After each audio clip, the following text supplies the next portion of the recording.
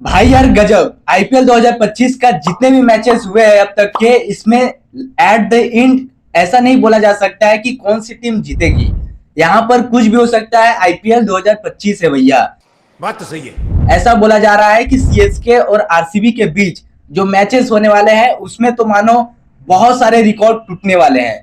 चाहे वो छक्के वाले रिकॉर्ड हो, चाहे वो व्यूअरशिप का रिकॉर्ड हो, चाहे वो रन्स का रिकॉर्ड हो।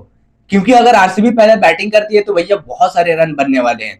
सीएसके बैटिंग करती है तो आरसीबी को चाहेगी कम सम में निपटा दे। तो बहुत सारे रिकॉर्ड टूटने वाले हैं। इंटरेस्टिंग है ये मुकाबला सीएसके वर्सेस आरसीबी। हम लोग आज की इस वीडियो में देखेंगे कि क्या सीएसके की टीम स्ट्रॉन्ग निकल के आ रही है या फिर आरसीबी की टीम जो है वो सीएसके के ऊपर भारी दिख रही है। तो भाइयों सबसे पहले मैं आप सभी को बता देना चाहता हूँ हेड टू हेड का अगर बात किया जाए इन दोनों का ही तो देखो हेड टू हेड में टोटल मैचेस 32 खेले गए हैं जिसमें से 20 मैचेस सीएसके जीती है। 20 मैचेस सीएसके जीती है और आरसीबी वहीं पर 10 मैच जीती है सीएसके से। हेड टू हेड का बात हो रहा है तो वहीं पर दो जो मैच हुए थे उसमें से कोई रिजल्ट नहीं आया था। कुछ कारण होगा, बारिश वारिश का कुछ कारण होगा, वहां पर रिजल्ट नहीं आया था।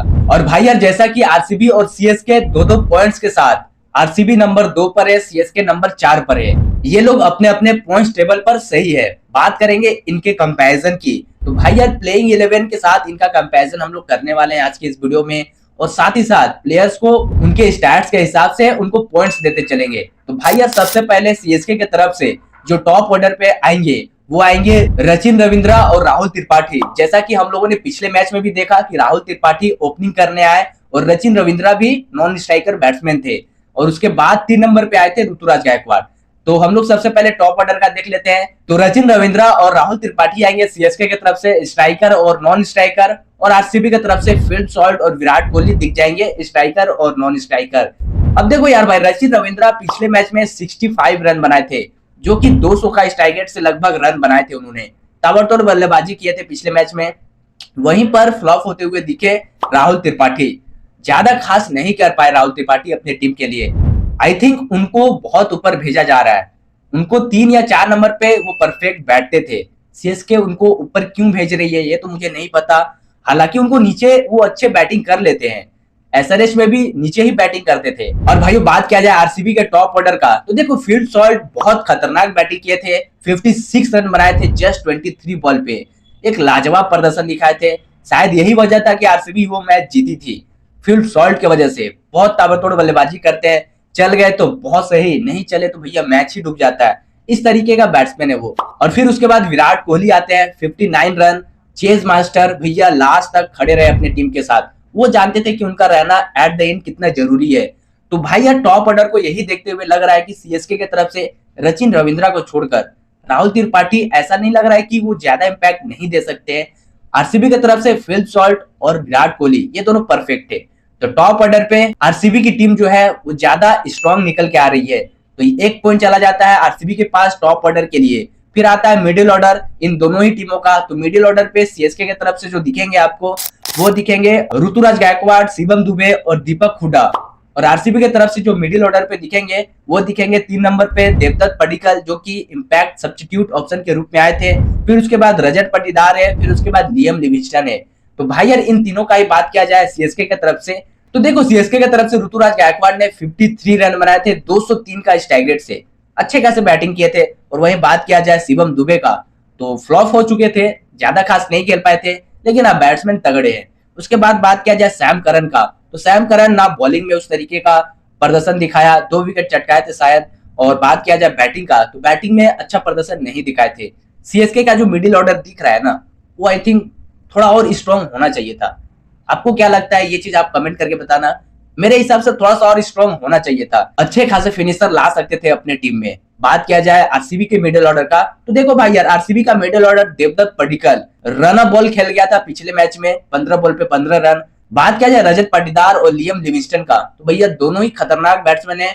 और स्पिनर्स को तो ऐसे मारते हैं रजत पाटीदार जैसे भाई साहब कोई खिलौना हो। अगला आदमी जो बॉलर है वो खिलौना हो। वहां पर इंटरेस्टिंग रहेगा ये भी देखना कि नूर अहमद, रविंद्र जडेजा और रविचंद्रन अश्विन को किस तरीके से खेलते हैं रजत पाटीदार। बात किया जाए लियम लिविंगस्टन का तो भैया वो परफेक्ट टी20 बैट्समैन है और हिटर भी है। हम लोगों को ऐसा शक हो रहा था इंडिया के साथ जो सीरीज हुई चैंपियंस ट्रॉफी में जिस तरीके का प्रदर्शन रहा लियम लिविंगस्टन का, वहां पर थोड़ा सा डाउट आया कि ये ऐसा प्लेयर आरसीबी को डुबा ही देगा मैच, लेकिन पिछला ही मैच में अच्छा इंटेंट के साथ बैटिंग किए, 5 बॉल पे 15 रन बनाए थे, तो ये देखकर अच्छा लगा। बात किया जाए मिडिल ऑर्डर का, तो देखो भाई आरसीबी का जो मिडिल ऑर्डर लग रहा है कंपेयर टू सीएसके का जो मिडिल ऑर्डर है वो परफेक्ट है, वो ज्यादा स्ट्रॉन्ग निकल के आ रही है कंपेयर टू सीएसके। फिर उसके बाद आते हैं भाइयों दीपक हुडा, रविंद्र जडेजा और महेंद्र सिंह धोनी। और आरसीबी की तरफ से आपको देख जाएंगे जितेश शर्मा, टीम डेविड और कुणाल पांड्या, जो कि पिछले मैच के हीरो रह चुके हैं। बात किया जाए दीपक हुडा का, तो देखो दीपक हुडा आपको उस तरीके का फिनिश करके नहीं देंगे, ये आप गारंटी ले लो। उस तरीके का फिनिशर नहीं है दीपक हुडा, वो एज 4 नंबर 5 नंबर पे खेलने वाले प्लेयर है, जो कि सब्स्टिट्यूट ऑप्शन में आए थे सीएसके की तरफ से। आप उनको एज अ फिनिशर नहीं दे सकते। और बात किया जाए रविंद्र जडेजा और एमएस धोनी का, तो देखो एमएस धोनी का टीम में रहना जरूरी है, ना कि प्रदर्शन करना। टीम में रहते हैं बहुत बड़ी बात होती है, एज अ बैटिंग से तो वो रन बना ही नहीं पाते, मौका नहीं मिलता है, लेकिन कैप्टनशिप में बहुत ही जरूरत होता है ऋतुराज गायकवाड़ को। रविंद्र जडेजा भी अच्छे खासे बॉलिंग किए थे पिछले मैच में। बात किया जाए आरसीबी के लोअर मिडिल ऑर्डर का, तो देखो जितेश शर्मा को मौका नहीं मिला, मैच पहले ही खत्म हो गया था, लेकिन जितेश शर्मा तगड़े बैट्समैन है। बात किया जाए टीम डेविड का, तो देखो टीम डेविड भी अच्छे खासे प्लेयर है, मुंबई में पिछले सीजन बहुत अच्छे खेले थे, 250 का स्ट्राइक से बैटिंग करते हैं टीम डेविड, और भैया बस मौका मिलने का ही तो देरी है ना यहाँ पर। उसके बाद कुणाल पांड्या आते हैं, जो कि अच्छा खासा प्रदर्शन करके बैट से नहीं बल्कि बॉलिंग से ही किए थे, वो अनफॉर्चुनेटली ही शायद आप कह सकते हो, लेकिन हुआ जरूर। बात किया जाए भाई यार इन दोनों ही टीमों का लोअर मिडिल ऑर्डर का, तो देखो लोअर मिडिल ऑर्डर कुछ खास नहीं लग रहा है सीएसके का, लेकिन आरसीबी का आपको जैसा कि मैंने बताया, जितेश शर्मा, टीम डेविड, फिर आते कुणाल पांड्या। हालांकि आप कह सकते हो कि रविंद्र जडेजा अच्छे खासे बॉलर है, वहां पर आपको बैटिंग करते हुए भी दे सकते हैं रविंद्र जडेजा, लेकिन आरसीबी का जो लोअर मिडिल ऑर्डर है वो बिल्कुल सही है, परफेक्ट दिखाई दे रहा है। भाई साहब स्ट्रॉन्ग निकल के आ रही है ज्यादातर आरसीबी की टीम जो है इस मैच में। खासकर इंटरेस्टिंग रहेगा ये देखना कि इस मैच में जीतता कौन है। बात किया जाए लोअर ऑर्डर का भाइयों इन दोनों ही टीमों का, तो लोअर ऑर्डर पे सीएसके की तरफ से रविचंद्रन अश्विन आते हैं, फिर नूर अहमद आते हैं, फिर नेथन एलिस आते हैं, जो कि खतरनाक वेरिएशन के साथ बॉलिंग करते हैं। बात किया जाए आरसीबी का लोअर ऑर्डर का, तो देखो लोअर ऑर्डर में आरसीबी की तरफ से रसिक सलाम है, जॉस हेजलवुड है, यश दयाल है। सबसे पहले मैं बात कर लेता हूं आरसीबी के लोअर ऑर्डर का, तो देखो रसिक सलाम जो है ना वो बहुत ही ज्यादा इकोनॉमिकल बॉलर है, रन्स बहुत खाते हैं, आपको 12-13 का इकोनॉमी के साथ वो बॉलिंग करते हैं। हालांकि सुनील नारायण का विकेट उन्होंने पिछले मैच में निकाला था, लेकिन वो बाई अनफॉर्चुनेटली हो गया था, है ना, ऐसा ही कुछ हुआ था।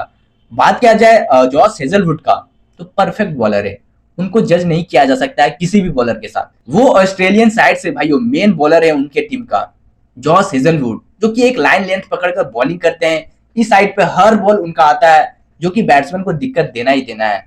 बात किया जाए यश दयाल का, लेफ्ट हैंड बॉलर है, अच्छे खासे वेरिएशन वो भी डाल लेते हैं।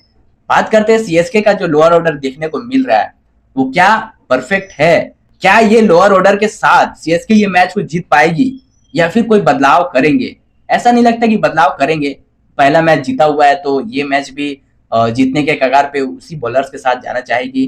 तो आते हैं रविचंद्रन अश्विन है, उसके बाद नूर अहमद थे, नेथन एलिस थे। तो देखो रविचंद्रन अश्विन बहुत ही वेरिएशन के साथ बॉलिंग करते हैं, अनलिमिटेड वेरिएशन से रविचंद्रन अश्विन के पास कैरम बॉल है, लेग स्पिन है, ऑफ स्पिन है, गुगली है भैया, और स्ट्रेक के साथ बॉलिंग करते हैं।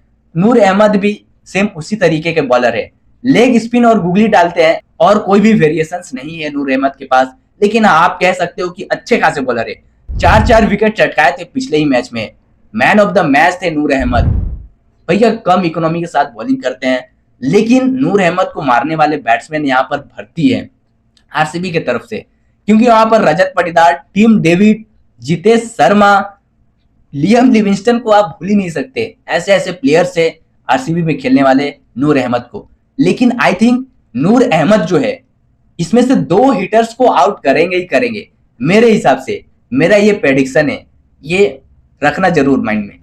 बात किया जाए नेथन एलिस का भाइयों, तो देखो नेथन एलिस वो मिडिल ओवर्स के लिए किंग है भैया, मिडिल ओवर्स में बहुत ही रन चापते हैं अपने टीम के लिए, बहुत ज्यादा रन चापते हैं, रन्स देते ही नहीं है, अच्छे खासे बॉलर है। बात करूं भाइयों लोअर ऑर्डर का सीएसके की तरफ से, बिल्कुल परफेक्ट दिखाई दे रहा है, बॉलिंग लाइनअप में कोई भी कमी नहीं है सीएसके की, ना ही टॉप ऑर्डर में कोई कमी दिख रहा है। लेकिन बात आती है मिडिल ऑर्डर का सीएसके में, तो वहां पर थोड़े बहुत चेंजेस करने की जरूरत है। आरसीबी का टॉप ऑर्डर परफेक्ट है, मिडिल ऑर्डर भी परफेक्ट ही है, लेकिन आप कह सकते हो कि देवदत्त पडिक्कल जो है वहां पर आप स्वास्तिक चिकारा को बुला सकते थे। बात किया जाए लोअर ऑर्डर का आरसीबी का, तो वो परफेक्ट दिखाई दे रहा है सिर्फ रसिक दार सलाम को छोड़कर। तो भाइयों 5-5 पॉइंट दोनों ही टीमों को जाता है। तो भाइयों ये रही सीएसके वर्सेस आरसीबी का कंपैरिजन वीडियो, जो कि खेला जाने वाला है चेन्नई में। तो चेन्नई का ग्राउंड हाईएस्ट स्कोर ग्राउंड नहीं है, वहां पर 200 के नीचे ही ज्यादातर रन्स रहेंगे, ज्यादा ऊपर नहीं जा सकती है। और भाई यार ये मैच तो आरसीबी ही जीत रही है, ये मेरा छोटा सा प्रेडिक्शन था। आरसीबी ज्यादा स्ट्रॉन्ग निकल के आई है, इसी वजह से मैं ये कह सकता हूं कि ये मैच आरसीबी जीत रही है। तो भाइयों आप लोग चैनल पे नए होंगे तो चैनल को सब्सक्राइब कर लो, इसी तरीके का कंपैरिजन आप लोगों को देखने को मिलता है इस चैनल पे। वीडियो को लाइक कर दो यार अभी तक नहीं किए हो तो। थैंक यू सो मच भाइयों फॉर वॉचिंग।